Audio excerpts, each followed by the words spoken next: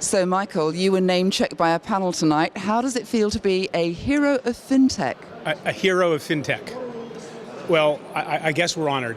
The Currency Cloud, myself, we've been hard at work for a couple of years with a message of looking at the world of finance and banking differently.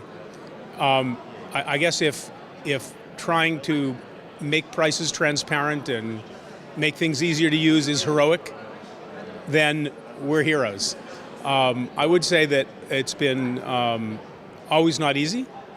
Also, the fact that such a comment comes from Barclays Bank, and with Barclays and Silicon Valley Bank on the dais, that's a wonderful thing, because the banks themselves recognize not that firms like us are disruptors, but that we have something to say about how financial services should be delivered and constructed and provided to people to make their lives easier, to bring their costs down, to increase their access. So to me, I think the hero comment, whatever that is, and I guess we'll accept that. If they're going to call us a hero, we'll think of ourselves as a hero. Not sure we think of ourselves as massively heroic.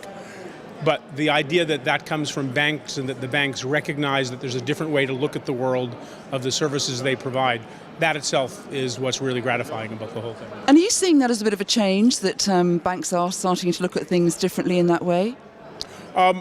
So I think, well, listen, you've got it on the table, you've got it here, and we certainly spend a lot of time, certainly with Silicon Valley Bank, who have a very different way of looking at the world and are very supportive to a world of sort of disruptors, or I would say there was also one of the panel discussions that was quite good as well. I'm not quite sure it was who said, well, do we really need banks? And what we really need to do is disaggregate the whole value chain and have a lot of little startup companies do pieces of it. And so we believe in that. And I think that there was a lot of discussion on the panel about that, and I think we haven't. So what we do is we see banks recognizing that there's other segments. We work closely with Barclays in a lot of different ways, and we do some pieces of the infrastructure in the payments world. In cooperation, Barclays, we couldn't work without them, and the same will happen with Silicon Valley Bank. So I think there's a movement. The banks recognize that services will be disaggregated, individual services will be optimized, that they'll have to live in a world where customers use mobiles, where everybody's more flexible, where our requirements are more open. And yep, so I see banks, I mean, listen, the banks also have an institutional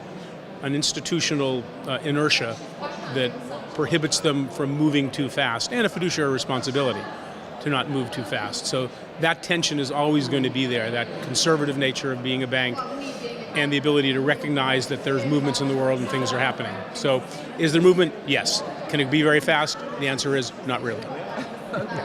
Thank you very much, Michael. That's great. And congratulations on being named a hero of FinTech. Hero of FinTech. Thank you.